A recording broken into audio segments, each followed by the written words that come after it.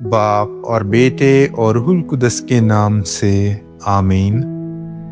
خدا ایک ایسی مملکت قائم کرے گا جو تا ابد نیست نہ ہوگی۔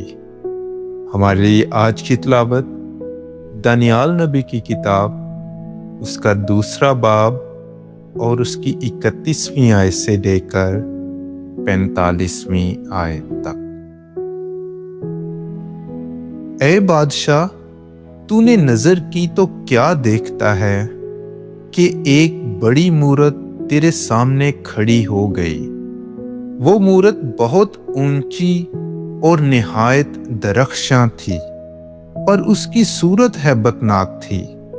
اس مورت کا سر خالص سونے کا تھا، اس کا سینہ اور اس کے بازو چاندی کے، اور اس کا شکم اور اس کی رانیں تانبے کی تھیں۔ اس کی ٹانگیں لوہے کی اور اس کے پاؤں کچھ لوہے کے اور کچھ مٹی کے تھے۔ اور جب تو دیکھ رہا تھا تو ایک پتھر ہاتھ لگائے بغیر ہی پہاڑ سے کٹ گیا اور مورت کو اس کے پاؤں پر لگا جو لوہے اور مٹی کے تھے، اور انہیں ٹکڑے ٹکڑے کر دیا۔ پھر لوہا اور مٹی اور تانبا اور چاندی اور سونا سب کے سب ٹکڑے ٹکڑے کر دیے گئے، اور موسم گرما کے کھلیان کے بھوسے کی مانند ہو گئے۔ پھر ہوا انہیں اڑا لے گئی، یہاں تک کہ ان کا پتہ نہ ملا۔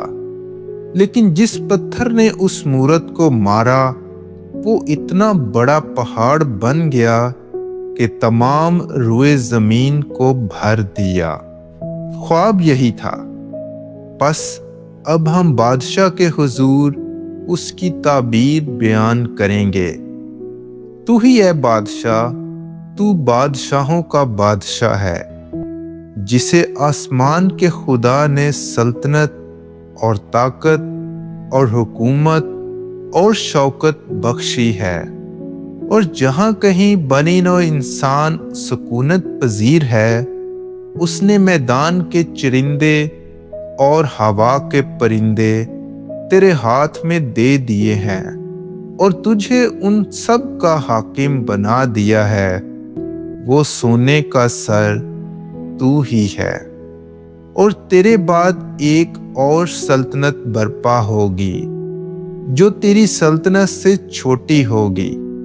پھر ایک اور سلطنت یعنی تیسری سلطنت تانبے کی ہوگی جو تمام زمین پر حکومت کرے گی، اور چوتھی سلطنت لوہے کی مانند مضبوط ہوگی، کیونکہ جس طرح لوہا سب کچھ توڑ ڈالتا اور ریزہ ریزہ کر دیتا ہے، اسی طرح وہ سب کچھ توڑ ڈالے گی اور ریزہ ریزہ کر دے گی۔